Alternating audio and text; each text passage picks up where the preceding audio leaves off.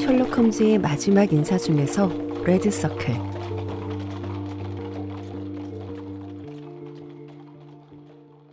길고 혹독한 감기를 물리치고 오랜만에 마이크를 켰습니다. 정말 많은 분들이 걱정해 주셔서 깜짝 놀라기도 했고 너무 감사한 마음이었어요. 라온님께서는 이번 감기 징글징글하게 안 떨어진다고 댓글을 남기셨는데 맞아요. 정말 너무 징글징글했습니다. 녹음을 못하는 동안 셜록 홈즈 외에 아서 코난 도일의 초기작을 준비했거든요. 아마 다음 편에 들려드릴 수 있을 것 같은데 기대해 주셔도 좋을 작품입니다. 자, 그럼 셜록 홈즈의 마지막 인사 중에서 레드서클 들려드릴게요. 아직 목소리가 정상적으로 돌아오진 않았지만 불편하지 않게 들으셨으면 좋겠어요.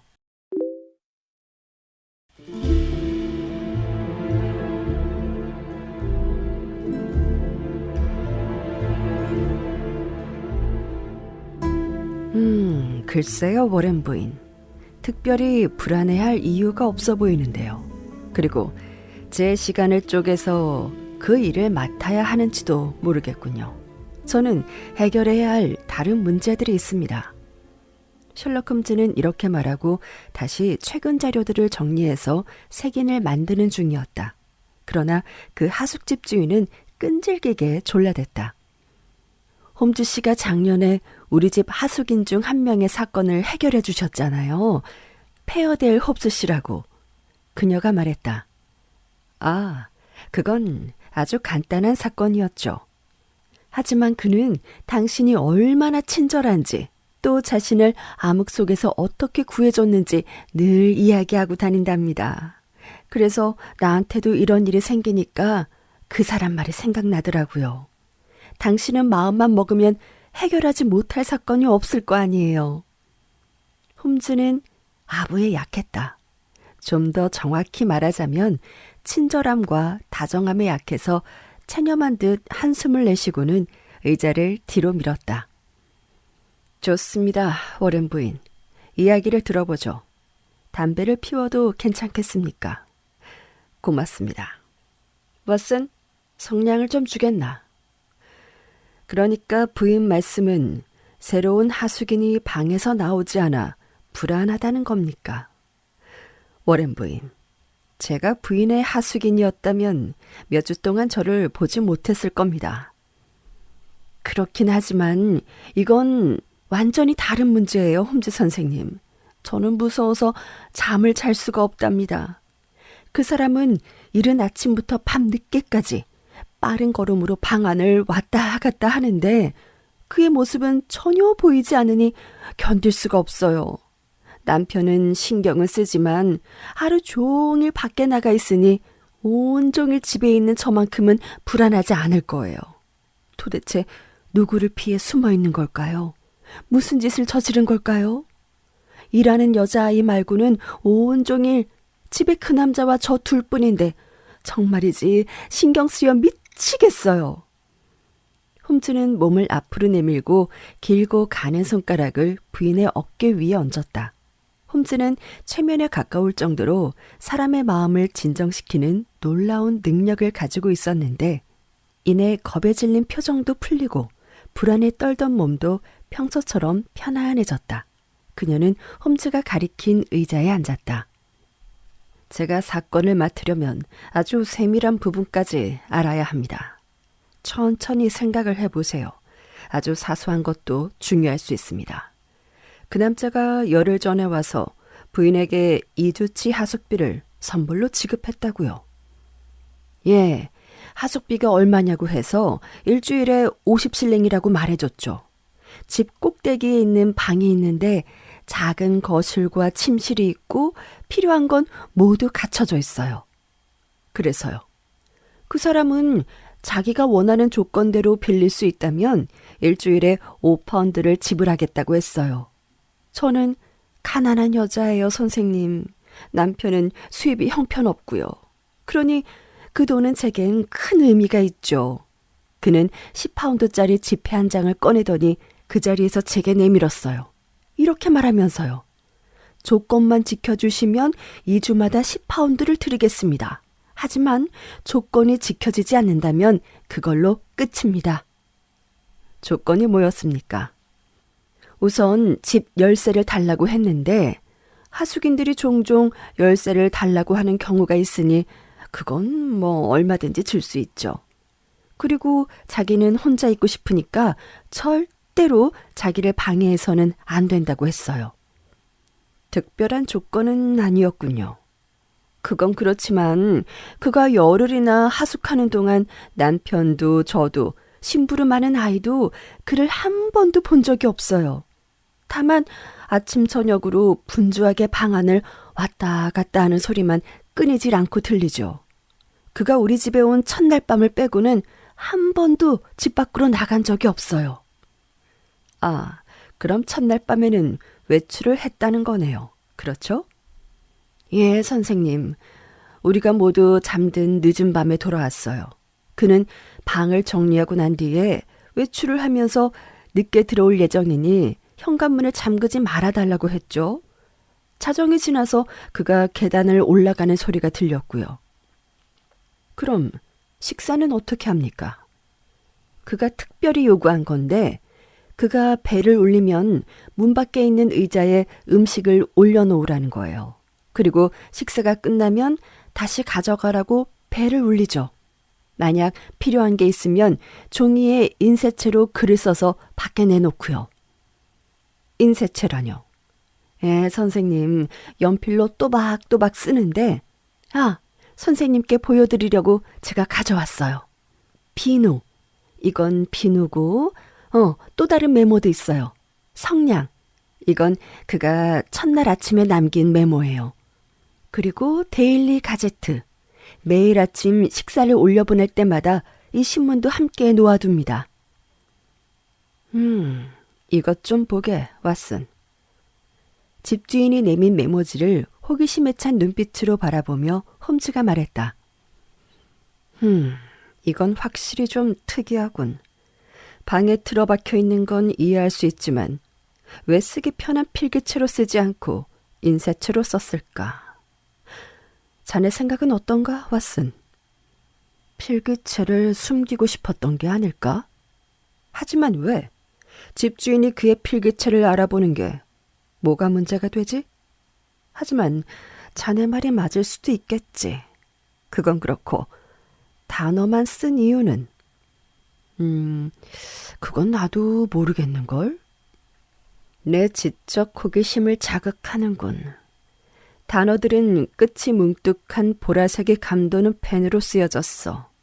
다 쓴 다음 이쪽을 찢어내다가 소프의 S 부분이 조금 찢겨져 나갔고 뭔가 암시하는 것이 있는 것 같지 않나, 왓슨? 들키지 않으려고? 바로 그걸세. 분명히 찢겨진 부분에 자신의 신분이 노출될 수 있는 지문이나 뭔가 흔적이 있었을 거야. 워렌 부인, 그 남자가 중간 키에 얼굴은 검고 턱수염을 기르고 있다고 했죠. 나이는 몇 살쯤 되어 보이던가요? 젊어요, 선생님. 30살도 되지 않아 보였어요. 다른 특이한 점은 없었습니까? 그는 영어를 잘했지만 억양은 왠지 외국인 같다는 생각이 들었죠. 옷은 잘 차려입었습니까? 예, 아주 근사했어요. 전체적으로 어두운 계열의 의상이었지만 뭐 특이한 건 없었고요. 그가 자신의 이름을 밝히진 않았습니까? 예. 편지나 방문객은 없었습니까? 없었어요. 하지만 아침에 부인이나 아이가 들어가 그 방을 청소하지 않습니까? 아니요, 선생님. 그 사람은 모든 걸 알아서 해결해요. 이런, 정말 이상하군요. 짐은 얼마나 됐습니까? 큰 갈색 가방 하나를 가지고 왔어요. 다른 건 없었고요. 도움이 될 만한 단서가 없군요. 그 방에서 밖으로 나온 물건이 아무것도 없다는 건가요? 아무것도요. 하숙집 주인은 가방에서 봉투를 꺼내더니 불에 탄 2개의 성냥과 담배꽁초 하나를 테이블 위에 올려놓았다.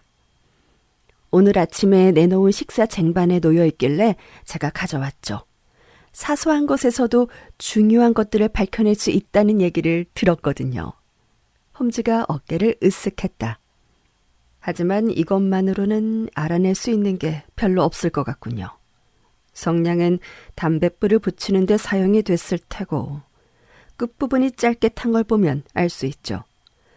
파이프나 시가에 불을 붙이려면 성냥의 반 이상은 타야 합니다. 하지만 이 담배꽁초는 특이하군요. 그 신사가 콧수염과 턱수염을 기르고 있다고 하지 않았습니까? 예, 맞아요, 선생님. 이상한 일입니다. 깨끗하게 면도하지 않고 담배를 이렇게 끝까지 피우기 쉽지 않았을 텐데 말입니다. 왓슨, 자네처럼 짧은 콧수염도 이 정도로 담배를 피우면 살짝 불에 타지 않나? 담배 홀더로 피운 게 아닐까? 아니야. 담배 끝에 입에 문 자국이 있네. 부인, 설마 방에 2 사람이 있을 가능성이 있습니까? 아니요, 선생님. 그는 너무 적게 먹어서 그렇게 먹고도 살 수 있는지 궁금하다니까요. 단서가 좀 더 모일 때까지 기다리는 수밖에 없을 것 같습니다. 부인은 이미 집세를 받았고 확실히 특이하긴 하지만 문제를 일으키는 하숙인 같지는 않군요. 또 집세를 후하게 냈으니 그가 숨어 지낸다 해도 부인이 상관할 일은 아니죠. 사실 범죄 여부가 드러나기 전까지 그의 사생활을 침해할 이유가 없습니다. 이 문제는 제가 맡기로 했으니 새로운 일이 생기면 제게 알려주시고 언제든 도움이 필요하시면 저를 부르세요. 이 사건은 확실히 흥미로운 점이 있는 것 같네. 하숙집 주인이 떠나자 홈즈가 말했다. 물론 사소한 일일 수도 있고 개인의 독특한 성향일 수도 있겠지. 아니면 겉으로 보이는 것보다 훨씬 더 심각한 일일 수도 있고. 다만 분명한 건 지금 그 방에 있는 사람은 방을 계약한 사람과는 완전히 다른 사람이라는 걸세. 왜 그렇게 생각하지?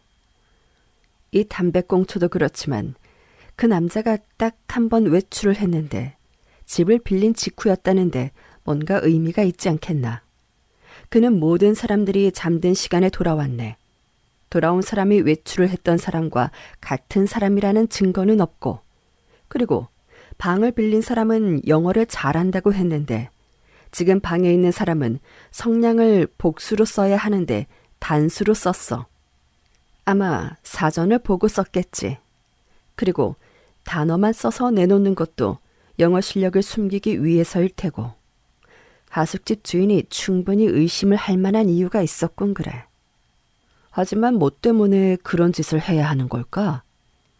바로 그게 우리가 풀어야 할 문제지. 알아볼 수 있는 방법이 있긴 한데. 홈즈는 매일매일 런던의 다양한 신문들에 실렸던 광고를 모아놓은 파일을 넘기며 말했다. 세상에. 온갖 불평과 신음, 절규를 모아놓은 것 같군. 별의별 일이 다 있어. 하지만 기이한 사건을 연구하는 나 같은 사람에게는 아주 소중한 사냥터가 되지. 그 사람은 혼자이고 비밀스럽게 은둔하고 있으니 편지로 연락을 주고받을 상황도 아닐 걸세. 그러니 분명 신문 광고로 연락을 주고받겠지. 다행히 우리는 한 가지 신문만 살펴보면 되네. 데일리 가제트의 지난 2주간의 스크랩한 자료를 살펴보자고. 프린스 스케이트 클럽에서 검은 모피 목도리를 두르고 있던 아가씨. 이건 아니고. 지미, 엄마가 기다리신다. 돌아와라. 이것도 아니고. 브릭스턴 마차에서 기절한 여성. 이것도 쓰잘데기가 없고. 매일 내 마음은 소망합니다. 아주 그냥 징징 짜고 있구만. 이건 좀 가능성이 있겠군. 조금만 참을 것. 확실한 연락 방법을 찾고 있음. 그때까지는 이 광고로 G.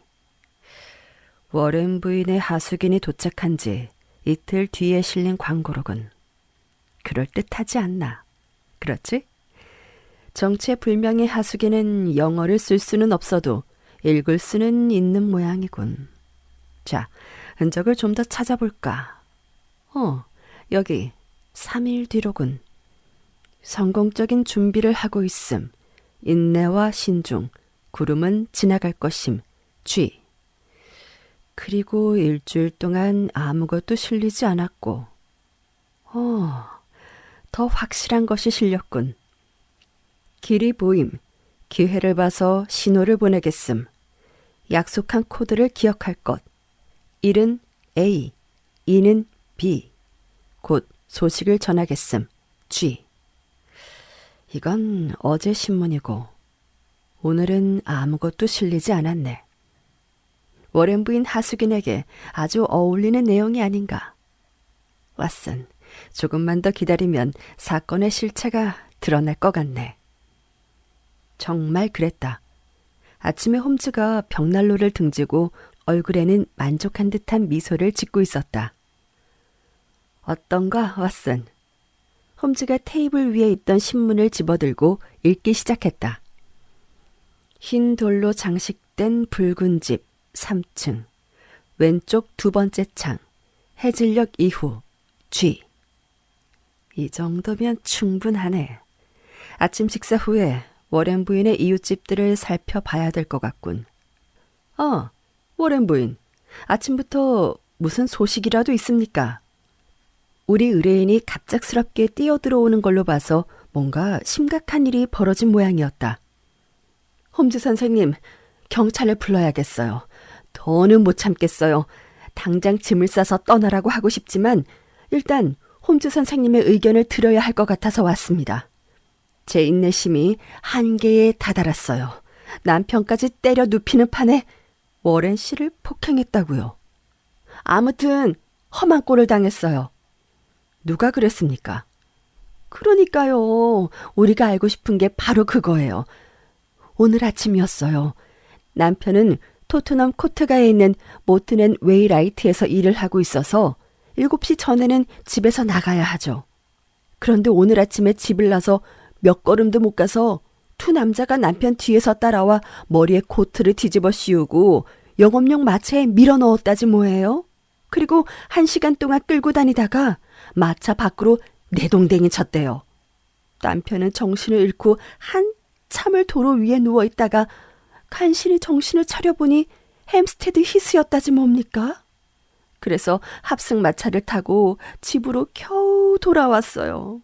지금은 소파에 누워있고요. 저는 홈즈 선생님께 이 일을 알리기 위해서 곧장 이리로 왔습니다. 정말 흥미롭군요. 워렌 씨는 그들의 얼굴을 봤거나 이야기하는 걸 들었습니까? 아니요. 남편은 완전히 넋이 나갔어요. 그이가 아는 거라곤 마법에 걸린 것처럼 공중에 붕 떴다가 뚝 떨어진 것뿐이에요. 마차 안에는 적어도 2명, 어쩌면 3명이 있었을지도 모른다고 하더라고요. 부인은 그 공격이 하수긴과 관련이 있다고 생각하십니까? 우린 여기서 15년을 살았고 그 전에는 아무 일도 없었어요. 이제 그 하수긴이라고 하면 그냥 지긋지긋해요. 돈이 전부가 아니죠. 오늘 당장 그 사람을 내보내고 말 거예요. 잠깐만요, 부인. 너무 경솔하게 행동하시면 안 됩니다. 이 사건은 처음 생각했던 것보다 훨씬 더 중요한 사건일지 모릅니다. 부인 댁의 하수긴이 어떤 위험에 처해 있는 건 분명한 것 같습니다. 오늘 아침 남편분을 납치한 것도 안개가 껴서 하수긴으로 착각을 했다가 아닌 걸 알고 내팽개친 게 확실합니다.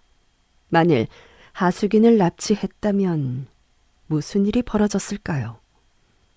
그럼 전 이제 어떻게 해야 해요, 홈즈 선생님? 워렌 부인, 하수긴을 만나보고 싶군요. 문을 부수고 들어가지 않는 한 그 사람을 어떻게 만날 수 있을지 모르겠어요. 그런데 식사 쟁반을 놓고 계단을 내려갈 때 방문 여는 소리가 들리기는 해요. 그럼 그가 쟁반을 가지고 들어갈 때 어딘가 숨어서 볼 수 있지 않을까요? 하숙집 주인은 잠시 생각하는 듯 하더니 말을 이었다. 아, 선생님, 그 맞은편에 골방이 있어요. 거울을 하나 가져다 놓을 테니까 문 뒤에 숨어 있다가. 좋습니다. 그는 언제 점심을 먹습니까? 1시쯤이요. 그럼 왓슨 박사와 저는 그 시간에 맞춰 가겠습니다. 일단 워렌 부인, 그때 뵙죠. 12시 30분경 우리는 대형 박물관 북동쪽 그레이트 옴가의 끝자락에 위치한 노란 벽돌 건물에 워렌 부인 집에 도착했다. 그곳에 서서 아래를 내려다보니 하우가가 한눈에 들어왔다.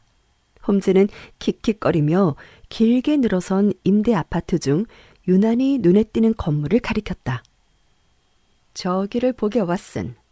흰 돌로 장식한 붉은 집. 저기서 신호를 보내겠지. 우리는 장소도 알고 있고 암호도 알고 있으니 일이 쉬워지겠어. 저기 임대라고 붙여놓은 창문이 보이나? 저기가 하숙인들의 친구들인 우리는 빈집일 걸세. 워렌 부인, 이제 어떻게 할까요? 모두 준비해놨어요. 두 분은 계단 아래에 신발을 벗어놓고 올라가기만 하면 돼요. 자, 내가 안내해드리죠. 부인이 마련한 곳은 훌륭한 은신처였다. 거울은 어둠 속에 앉아서도 맞은편 문이 잘 보이는 곳에 배치되어 있었다. 우리가 그곳에 자리를 잡고 앉았을 때 멀리서 벨 울리는 소리가 들렸다.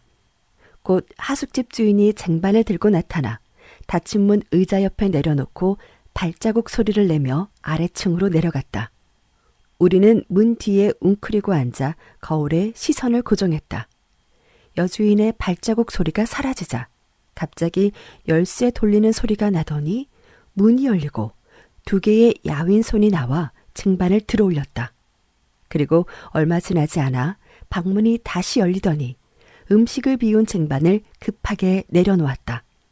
그 순간 열린 문틈으로 아름답지만 겁에 질린 얼굴이 골방의 좁은 문을 바라보았다.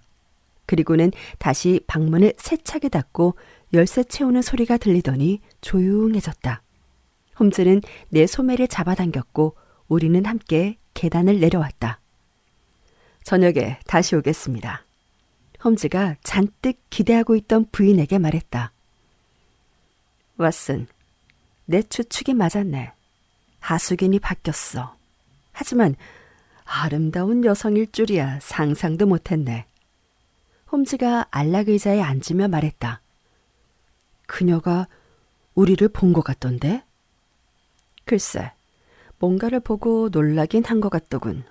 그건 확실하네. 그리고 사건의 흐름은 꽤 분명해진 것 같고 한 쌍의 남녀가 위험으로부터 런던으로 피신을 온 걸세. 그들이 경계하는 태도만 봐도 얼마나 위험에 처해 있는지 알 수가 있지. 남자에게는 꼭 해야만 하는 일이 있어 그 일을 하는 동안 여자를 안전한 곳에 숨겨두고 싶어 하지. 물론 쉬운 문제는 아니지만 아주 독창적으로 문제를 해결했고 음식을 제공하는 집 주인에게조차 그녀의 존재가 알려지지 않을 정도로 효과적이었어. 인쇄된 메모도 필체로 여자라는 정체가 드러날 것을 미연에 방지하기 위해서였겠지. 남자는 여자에게 가까이 갈 수가 없어. 적들에게 여자의 위치가 노출될 테니까. 직접 연락할 길이 없으니 신문 광고를 이용한 거고. 이제 모든 것이 명확해지는군. 대체 근본적인 원인이 뭘까? 왓슨, 자네는 역시 아주 실용적이야. 이 일의 원인이 뭘까? 워렌 부인의 사건은 시간이 흐를수록 일이 커지고 사악한 기운을 내뿜고 있네. 우리가 알 수 있는 건 이건 평범한 사랑의 도피가 아니라는 거지. 그 여자가 위험을 감지했을 때 표정을 봤을 거야. 하숙집 주인을 납치했던 것도 하숙인을 노린 거고. 그렇게 두 남녀가 필사적으로 자신들의 정체를 노출하지 않으려고 하는 걸로 봤을 때 분명 생사가 걸린 아주 심각한 문제라는 거야. 워렌 씨를 공격한 걸로 봐서 그들이 누구였건 간에 하숙인이 여성으로 바뀌었다는 걸 모르고 있다는 거지.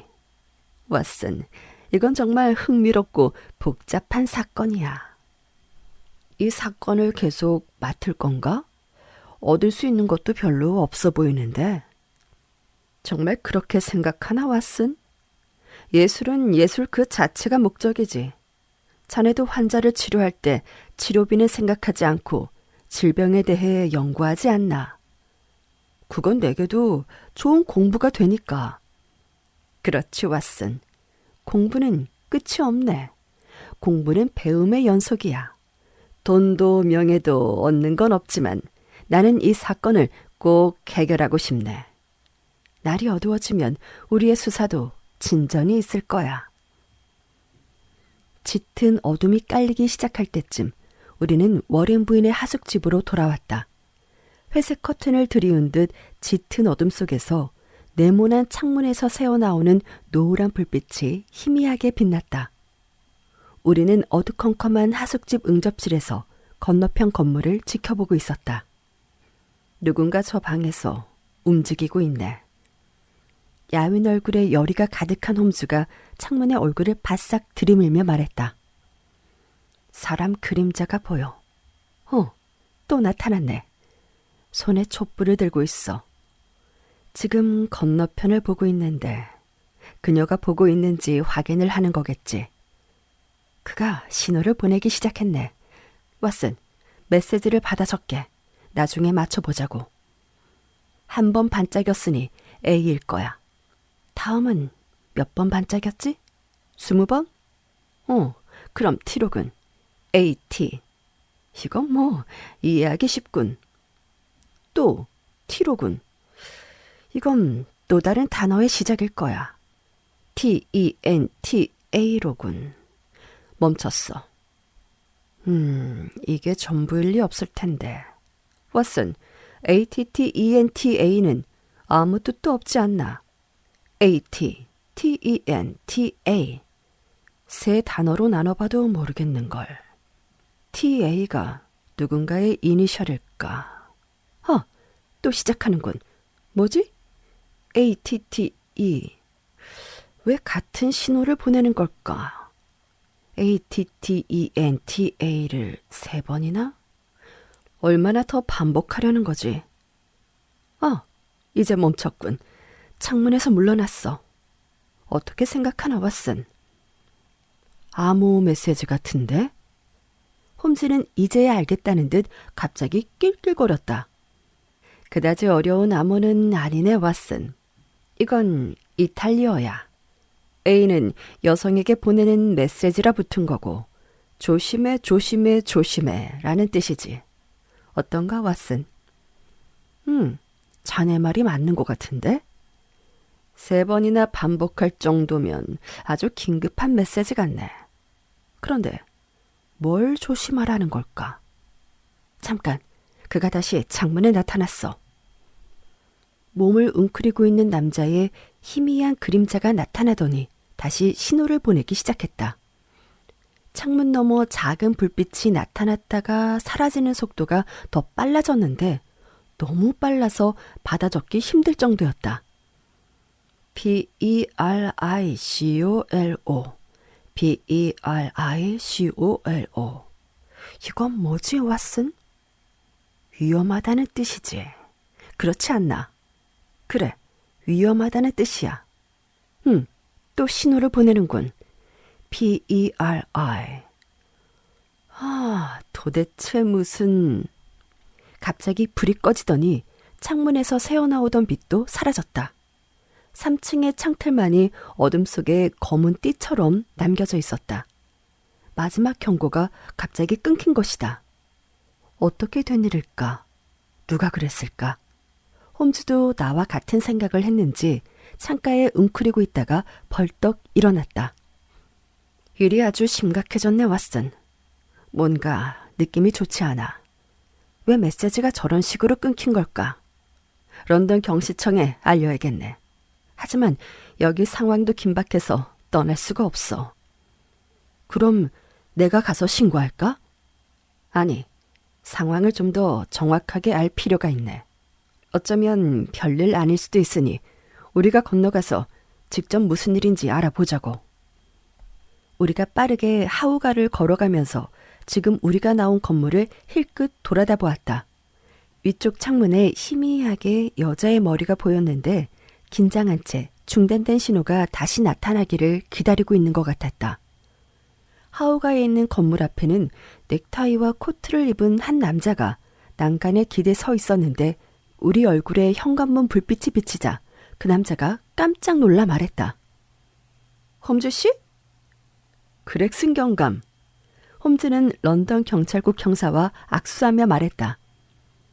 여행은 연인들의 만남으로 끝난다던데 여기 웬일이십니까? 아마 홈즈 씨와 같은 이유일 테죠. 어떻게 이 사건을 조사하게 됐는지는 알 수 없지만요. 서로 다른 실마리를 쫓아 여기까지 왔겠지만 결국 만나게 되는군요. 나는 신호를 조사하고 있었습니다. 신호요? 그렇습니다. 저기 창문에서. 그런데 지금은 끊겨서 그 이유를 알아보려고 왔습니다. 하지만 경감이 이미 이 사건을 조사하고 있었다니 뭐 더 이상 내가 관여할 필요가 없겠군요. 아, 잠깐만요, 홈즈 씨. 그렉슨이 간절하게 불렀다. 어떤 사건이든 홈즈 씨가 옆에 있으면 든든하다는 생각이 듭니다. 이 건물엔 출구가 여기 하나뿐이니 우리는 그를 안전하게 체포할 수 있을 겁니다. 그 사람은 누굽니까? 이런. 이번엔 우리가 홈즈 씨를 앞섰군요. 그렇다면 이번 사건에 최대한 협조해 주시기를 바랍니다. 경감은 들고 있는 지팡이를 땅에 날카롭게 부딪히며 말했다. 그러자 길가에 세워져 있던 마차에서 마부가 채찍을 든 채 어슬렁거리며 걸어왔다. 셜록 홈즈 씨를 소개해드리죠. 그렉슨이 마부에게 말했다. 이분은 핑거튼 미국 탐정사무소의 레버턴 씨입니다. 롱아일랜드 동굴 미스터리의 주인공 아닙니까? 홈즈가 말했다. 이렇게 만나게 되다니 반갑습니다. 그 젊은 미국인은 조용하고 사무적인 느낌이었는데 홈즈가 칭찬을 하자 깔끔하게 면도한 얼굴이 붉어졌다. 저는 평생 뒤쫓던 용의자를 추적하고 있습니다. 미국인 탐정이 말했다. 만약 조지아노를 잡을 수만 있다면... 뭐라고요? 레드서클의 조지아노 말입니까? 그자의 이름이 유럽에서도 유명한가 보죠? 우리는 그자가 미국에서 한 짓을 다 알고 있습니다.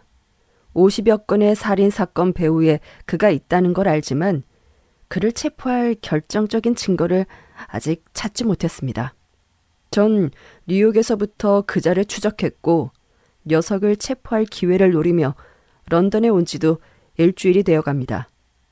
오늘은 그렉슨 형사님과 그를 뒤쫓다가 여기까지 오게 됐고요. 출입구는 여기 하나뿐이니 녀석은 도관에 든 쥐입니다. 그자가 들어간 후로 세 사람이 나왔지만 아직 조지아노는 나오지 않았습니다. 홈즈 씨, 무슨 신호에 대해서 얘기를 했는데 우리가 모르는 뭔가를 알고 있는 것 같군요. 그렉슨이 말하자 홈즈는 그동안 일어난 일들에 대해 간단하게 설명했고 미국 탐정은 분통을 터뜨리며 손바닥을 쳤다. 우리를 가지고 놀았군요. 미국인 탐정이 말했다. 왜 그렇게 생각하십니까? 홈즈가 물었다. 그렇게 생각할 수밖에요. 녀석은 공범에게 메시지를 보내고 있었습니다. 런던엔 녀석의 패거리들이 있으니까요. 그런데 선생님 말씀대로 녀석이 공범에게 위험하다고 메시지를 보내다가 끊겼다면 녀석이 창문에서 우리를 발견했거나 어떤 식으로든 위험을 눈치챘다는 뜻입니다. 그래서 놈은 도망치기 위해 바로 행동을 했겠죠. 이제 어떻게 하면 좋을까요, 홈즈 선생님? 지금 당장 올라가서 확인해 봅시다. 하지만 체포영장이 없습니다. 그자는 의심스러운 상황에서 빈집에 침입을 했으니 그것만으로도 충분합니다. 그렉슨이 말했다. 우리가 일단 체포한 뒤에 구속 여부는 뉴욕의 도움 여부를 기다려보죠. 지금 놈을 체포하는 건 제가 책임지겠습니다. 우리 영국 경찰은 지적인 능력은 조금 떨어질지 몰라도 용기만큼은 누구에게도 지지 않는다. 그렉슨 경감은 살인자를 체포하기 위해 런던 경찰의 계단을 올라갈 때처럼 조용하고 사무적인 태도로 계단을 올라갔다. 핑거튼 사무소의 탐정은 그렉슨을 밀치고 올라가려 했지만 그렉슨은 팔꿈치로 단호하게 밀쳐냈다. 런던에 있는 용의자를 체포하는 일은 당연히 런던 경찰의 특권이라는 것이다. 3층에 올라 세 번째 복도에 도착하니 왼쪽 방문이 살짝 열려 있었다. 그렉슨이 그 문을 열고 안으로 들어가자 방 안에는 고요한 침묵과 어둠만이 흐를 뿐이었다. 나는 성냥을 그어 형사의 랜턴에 불을 붙였다. 심지에 불이 붙어 랜턴이 켜진 순간 우리 모두는 경악한 채 숨을 죽였다. 카펫이 깔리지 않은 바닥에는 떨어진 지 얼마 되지 않은 핏자국이 선명하게 남아있었다. 자국을 따라가 보니 문이 닫힌 안쪽 방으로 이어졌다. 그렉슨 경감이 문을 활짝 열고 랜턴을 들이밀었고 우리는 경감의 어깨 너머로 방 안을 들여다보았다. 빈 방 가운데 거대한 체격의 남자가 웅크린 채 쓰러져 있었다. 깨끗이 면도한 검은 얼굴은 기괴할 정도로 일그러져 있었으며 그의 머리 주변에는 소름 끼치도록 선명한 선홍색 핏물이 원을 그리며 번져 있었다. 그는 무릎을 세운 채 두 손은 고통스러운 듯 벌리고 있었고 그의 굵은 갈색 목 중앙에는 손잡이가 하얀 칼이 박혀 있었다. 이 거대한 남자는 치명적인 공격을 당하기 전 황소처럼 날뛰었던 것이 분명했다. 그의 오른손 옆에는 뿔 손잡이가 달린 양날의 단검이 바닥에 놓여 있었고 그 옆에는 검은 가죽 장갑이 놓여 있었다. 젠장, 조지아노잖아. 누군가 선수를 쳤군요. 미국인 탐정이 말했다. 홈즈 씨, 창문에 촛불이 있군요. 아니, 지금 뭐 하십니까? 그렉슨 경감이 말했다. 홈즈가 방을 가로질러 창문으로 다가가더니 촛불을 켜고 창문 앞에서 앞뒤로 왔다 갔다 하고 있었다. 그리고 나서 잠시 어둠을 주시하더니 촛불을 끄고 바닥에 내동댕이 치고 말았다.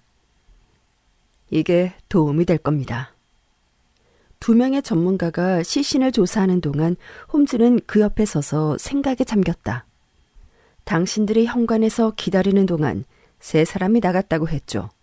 확실히 봤습니까? 그럼요. 그 중에 나이는 30살 정도, 검은 수염에 중간 정도의 키의 남자가 있었습니까? 예, 마지막으로 나온 사람입니다. 그자가 범인입니다. 인상착의는 아실타고 그의 발자국이 선명하게 남아있으니 이걸로 충분할 겁니다.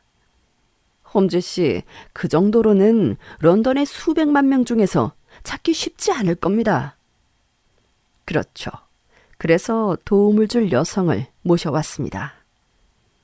홈즈의 말에 일제히 뒤를 돌아다 보았다. 문 앞에 키가 크고 아름다운 여성이 서 있었는데 바로 워렌 부인 하숙집의 신비한 하숙인이었다. 그녀는 천천히 앞으로 걸어 나왔는데 창백한 얼굴에는 두려움과 불안함이 가득했으며 공포에 질린 시선은 바닥에 쓰러진 시신에 고정돼 있었다. 그를 죽였군요. 그녀가 낮게 말했다. 신이여, 당신들이 그를 죽였어. 갑자기 그녀의 숨소리가 날카롭게 들리더니 기쁨의 외침과 함께 펄쩍펄쩍 뛰었다. 그녀는 방을 빙빙 돌며 춤을 추고 손뼉을 치고 검은 눈동자는 기쁨으로 반짝였으며 입술에서는 창가에 가까운 이탈리아어가 쏟아져 나왔다. 아름다운 여성이 이렇게 끔찍한 현장을 보고 기쁨에 겨워 춤을 추는 걸 보니 섬뜩한 느낌이 들었다. 그러다 갑자기 그녀가 춤을 멈추고 우리를 의심스러운 눈으로 쏘아보았다. 당신들 경찰이죠? 그렇죠? 주세페 조지아노를 죽인 거 맞죠? 아닌가요? 부인, 우린 경찰입니다. 여자는 어두운 방 안을 빙 둘러보았다. 하지만 젠나노는 어디 있나요? 제 남편 젠나노 루카요. 저는 메일리아 루카입니다. 우린 뉴욕에서 왔어요. 젠나노는 어디 있죠? 그가 창문에서 나에게 신호를 보내 서둘러 온 거예요. 신호는 제가 보낸 겁니다. 홈즈가 말했다. 당신이 어떻게... 당신들의 신호는 어렵지 않았습니다.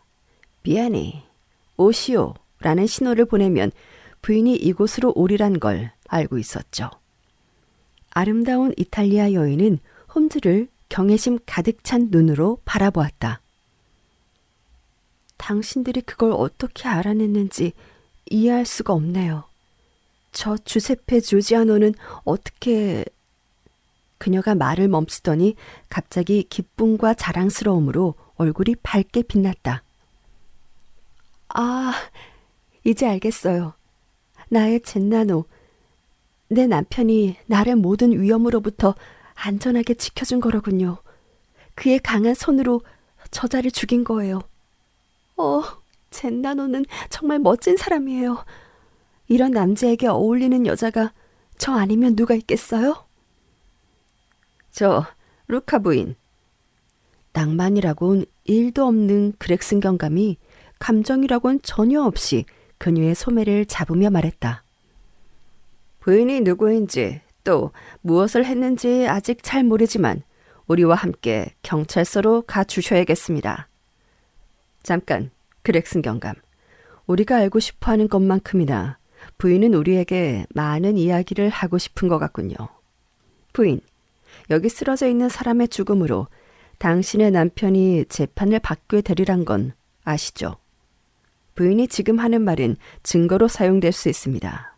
하지만 남편이 범죄가 아닌 다른 동기로 이런 일을 벌인 거라면, 또 그 이유를 알리고 싶다면 우리에게 말씀해 주시죠.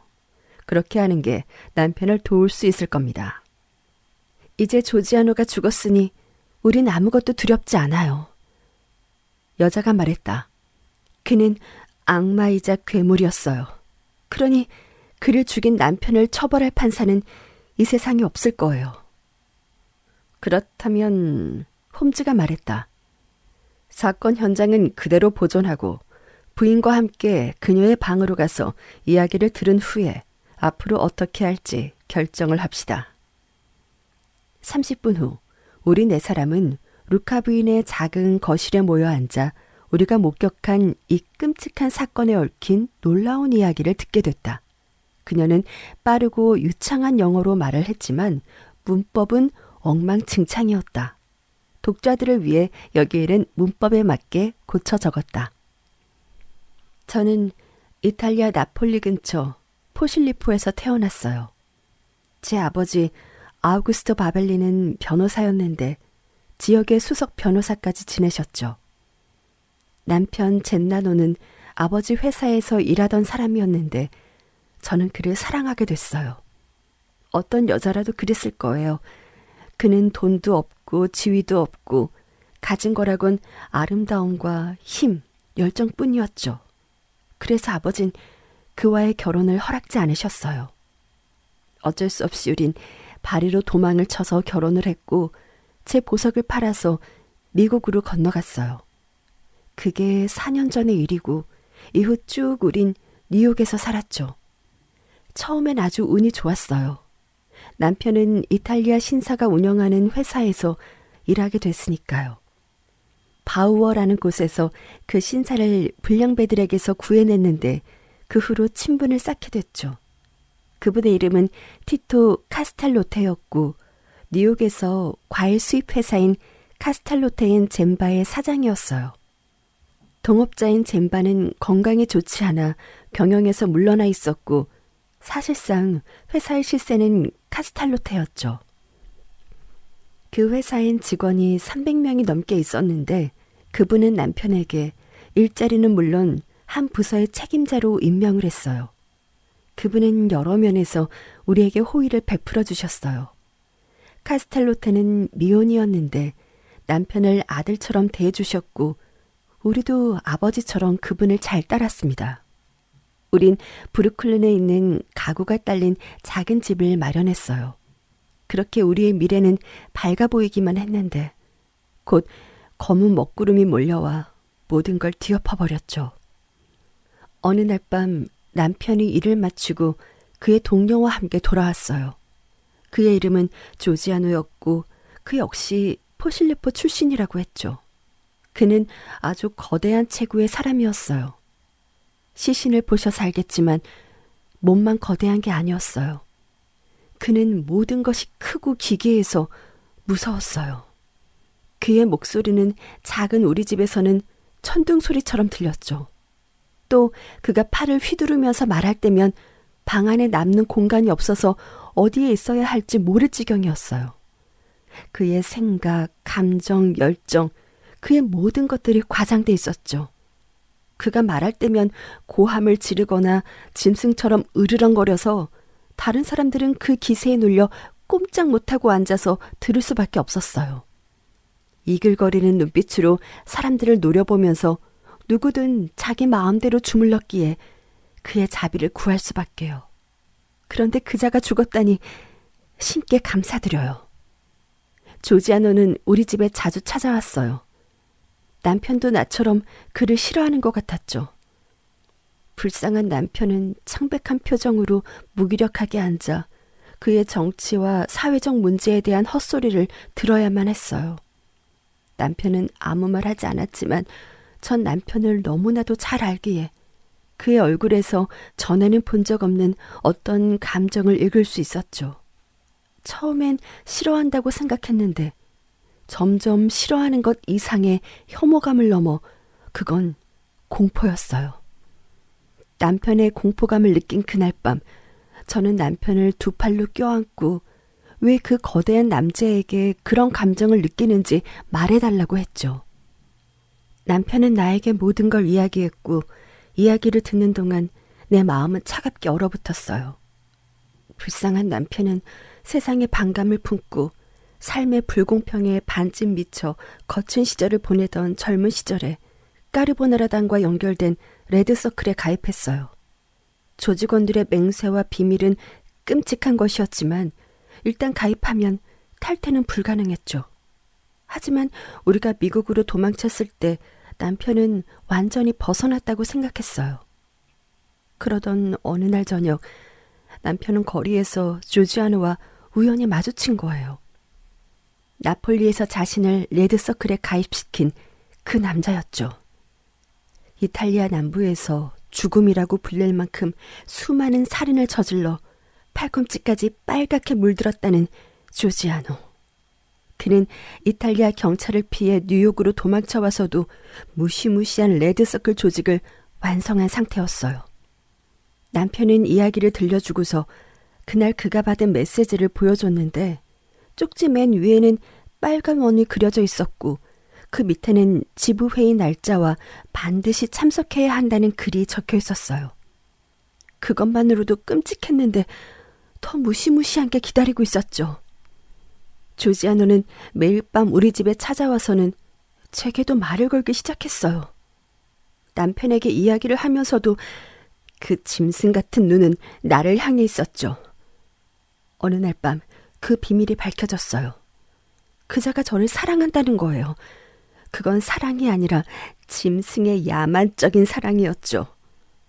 남편은 아직 집으로 돌아오지 않은 시간이었는데 그는 힘으로 밀고 들어와서는 억센 팔로 나를 끌어안고 억지로 키스를 퍼부으며 자기와 같이 떠나자고 간청했어요. 제가 비명을 지르며 몸부림을 칠 때 남편이 들어와 그를 공격했지만 조지아노는 남편을 기절할 때까지 두들겨 패고는 달아났어요. 그 뒤로 다시 집으로 찾아오진 않았지만 그날 밤 우린 가장 무서운 적을 만들었던 거예요. 며칠 후 회의가 있던 날이었어요. 집으로 돌아온 남편의 얼굴을 보니 끔찍한 일이 일어났다는 걸 직감할 수 있었죠. 우리의 상상 이상으로 심각했어요. 지부에서는 부유한 이탈리아인을 협박해서 돈을 모으고 있었는데 기부를 거절하면 폭력도 서슴지 않았죠. 그런데 그 조직이 우리의 소중한 은인이자 친구인 카스텔로테에게 접근한 거예요. 그는 협박에 굴하지 않고 경찰에 신고를 했죠. 그러자 조직에서는 다른 사람이 카스텔로테처럼 하지 못하도록 본보기로 처단하기로 결정한 거예요. 회의에서 그 집을 다이너마이트로 폭파시키기로 하고 누가 그 일을 맡을 것인지 제비 뽑기를 했는데 남편이 제비를 뽑기 위해 주머니에 손을 넣었을 때 자신을 향해 잔인하게 웃고 있던 조지아노의 얼굴을 보게 된 거죠.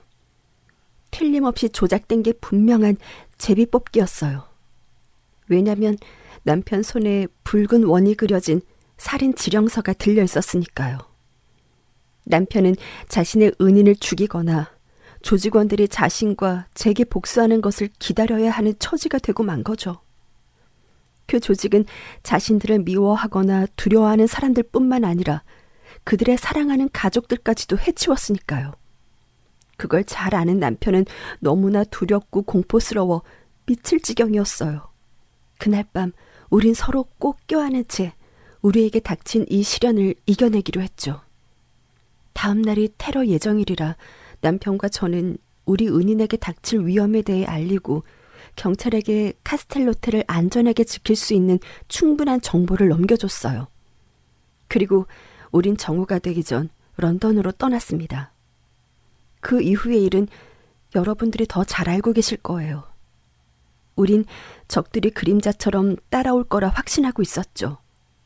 조지아노는 개인적인 이유로 복수하려 했지만 그가 얼마나 교활하고 잔인한지 너무나도 잘 알고 있어요.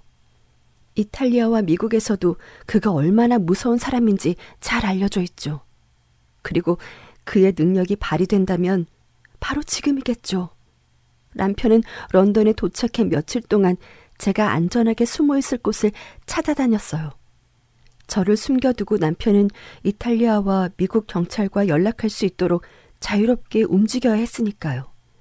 전 그동안 남편이 어디서 어떻게 지냈는지 몰라요. 오직 신문 광고를 통해서만 소식을 알 수 있었죠. 하지만 제가 창문 밖을 내려다보니 2명의 이탈리아인이 이 집을 감시하고 있었어요. 저는 조지아노가 은신처를 찾아냈다는 걸 알았죠. 마침내 남편은 신문을 통해 약속한 창문에서 신호를 보내겠다고 알려왔어요. 하지만 그는 조심해라는 신호만 반복해서 보내더니 그마저도 중간에 끊기고 말았어요. 남편은 조지아노가 가까이 있다는 걸 눈치채고 만반의 준비를 한 게 분명해요. 자, 신사분들, 남편이 법의 심판을 두려워해야 하나요? 과연 이 세상에 어떤 판사가 남편이 한 일에 대해 유죄 판결을 내릴 수 있을까요? 그렉슨? 미국인 탐정이 말했다. 영국인들이라면 어떨지 모르겠지만 뉴욕에서라면 이 부인의 남편은 시민들에게 감사 인사를 받을 것 같군요. 저는 부인과 함께 서장님을 만나야겠습니다. 그렉슨이 말했다. 부인의 말이 사실이라면 부인이나 부인의 남편이 두려워할 게 없다고 생각이 됩니다. 하지만 홈즈 씨, 제가 이해할 수 없는 건 당신은 도대체 어떻게 이 사건에 개입하게 된 겁니까? 공부를 위해서입니다. 여전히 배울 것을 찾아다니는 중이니까요. 왓슨, 비극적이고 기괴한 사건이 하나 더 늘어났군. 아직 8시가 되지 않았으니 서두르면 코벤트 가든에서 바그너 연주회가 있는데 이 막부터는 볼 수 있을지도 모르겠네.